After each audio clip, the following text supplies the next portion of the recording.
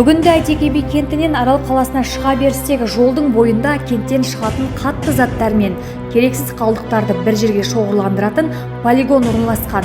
Алайда тұрғындар ауданның әлеуметтік желідегі белсенді топтары мен аудандық ішкі саясат жанынан ашылған Опен қазалы түсір тобына толассыз хаттар келіп, осы полигонның заңсыз әрекеттері жайлы мәлімдеді.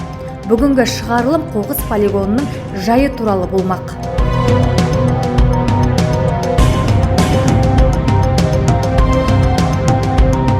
Әсіресе жаз айларында құлқаналатын сасық иістен қашардай болған аудан тұрғындары полигон маңайында кешқұрым іші 10 метр шұңқырда қазылып, сол жерде қалдықты өртейтіндерін айтады. Таң атқанша бар қалдықтарды өртеп, түн ішінде әдейі өрт жалын жасырады деп күйінген кент тұрғындары өздерінің және балаларының денсаулығы үшін алаңдаушылық білдірген. Әрине, ең бірінші құндылық адам өмірі екені белгілі. Сол себепті бұл мәселеге бей-жай қарай алмаймыз. Жауапты мердігер мекеменің бұл бағыттағы жұмыстарын зерттеу үшін қоқыс полигонына арнайы бардық. Мән-жайды білем дегенше тұрғындардың сөзін сөйлеп барған біздер. Көзімізбен көрген жайттардан кейін мәселе полигонда емес, тұрғындардың бей-берекетсіз әрекеттерінде екенін түсіндік. Мына мал ауру мал ма? Неге мал ал? Міне. Енді мына малды не істейміз біз? Өлген малды апаратын орын бар. Малдың жаңағы терісін апаратын, жынпындарын апаратын. Соларға орын қайықта, тәртіп қайда? Әуелі халықты тәртіпке шақырысын бірінші. Сонан кейін барып мына полигонның сыйқы мынау. Бұл 10 күн сайын жиналып атыр, қанша ақша кетіп атыр. Осында ауданның кәсіпкерлері әкеліп тұрған.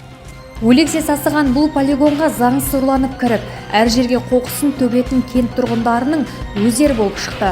Мердігермен келісім шартқа отырып, азғандай тиынын төлеуден жалтаратындар белгіленген көмуге тиіс шұңқырға емес, көрінген әр жерге жасырын төгіп, одан қалды ізін жасыру үшін өздері өртеп кетеді дейді күйінген жұмысшана.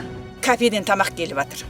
Кіл, суши, кафенің тойханалардың тамақтары келіп жатыр.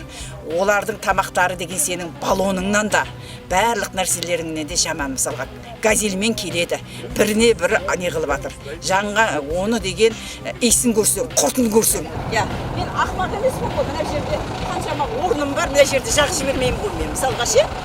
Одан қалды малдың өлексесін тастап, кәсіпкерлік мақсатта пайдаланылған барлық жарамсыз қалдықтарды тиісті орынға емес, полигонның тұс-тұсына әкеліп тастайтын көрінеді. 40 мың халқы бар кент тұрғындарынан келетін қоқыс тастайтын осы бір полигон болмағанда, кенттің әр жері қоқыс орнына айналар еді. Бұл даусыз. Себебі экология мен санитарлық тазалықты қалайтын әрбір тұрғынның іс-әрекеті мұндай болмас. Маржан Омар, Арман Нұралиев, арнайы Опен қазалы үшін.